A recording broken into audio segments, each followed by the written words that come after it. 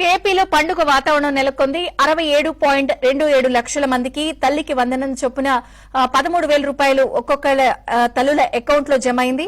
దీంతో సూపర్ 6 లో మరొక హామీని అమలు చేసినట్టుగా కూడా కూటమి ప్రభుత్వం ముందుకు వెళ్తున్న నేపథ్యంలో అటు ఒక్కొక్కరి అకౌంట్ లో డబ్బులు జమ అవడంతో అందరూ కూడా ఆనందం వ్యక్తం చేస్తున్నారు. ఒక రకంగా పండుగ వాతావరణం అయితే నెలకొంది.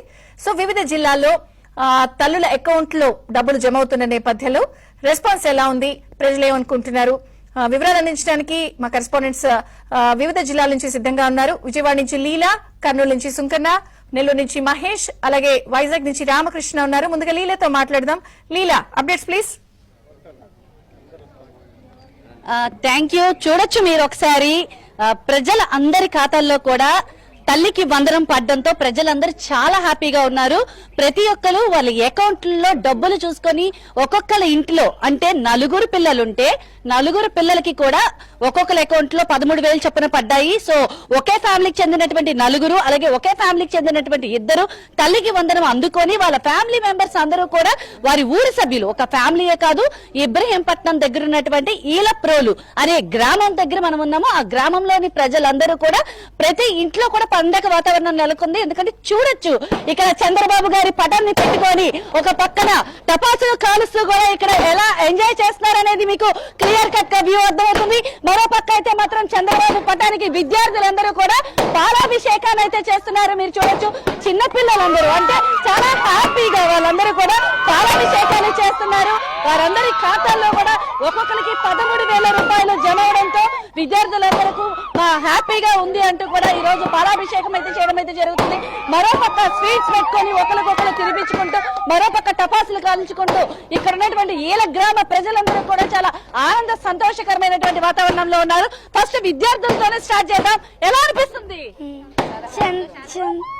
చాలా సంతోషంగా అనిపిస్తుంది. సో ఎలా ఫీల్ అవుతున్నావు? మీ అకౌంట్ లో డబ్బులు పడ్డాయా? Be happy. Be happy. So నీ అకౌంట్ లో డబ్బులు పడ్డాయా? డబ్బులు పడ్డాయా? మీ అకౌంట్ లో ఏం చదువుతున్నావు? ఏ క్లాస్ చదువుతున్నావు? 5th class. 5th class. ఏ క్లాస్?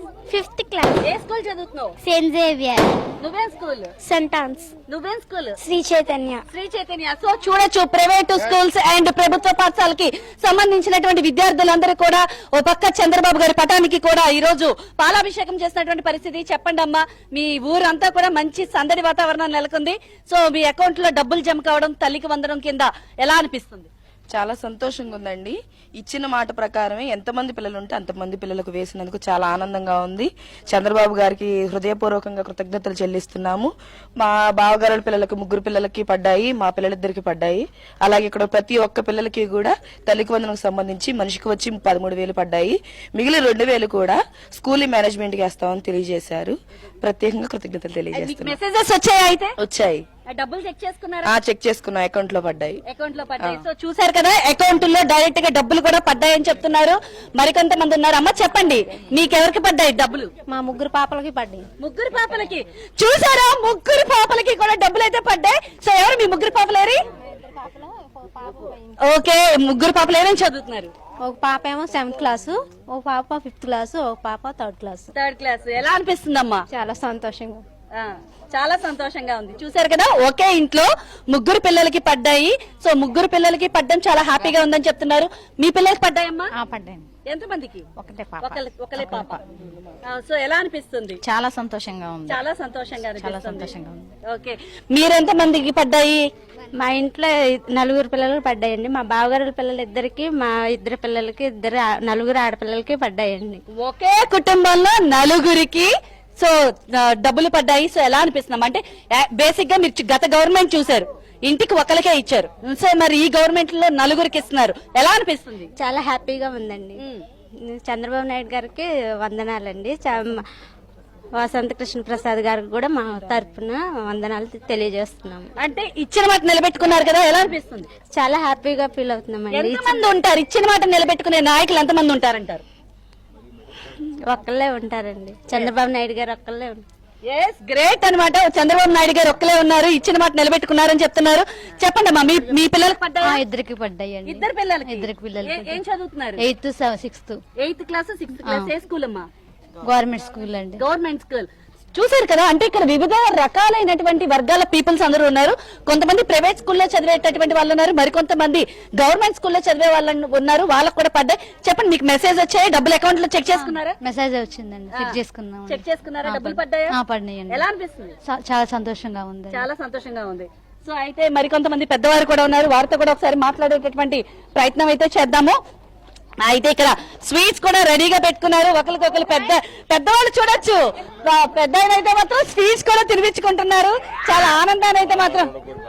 ఎవరికి పడ్డాయి సార్? మనోడికి ఒక్కడ పడ్డాయి, చిన్నోడికి బళ్ళకి వెళ్ళట్లేదు, ఒకడికైతే పడ్డాయి.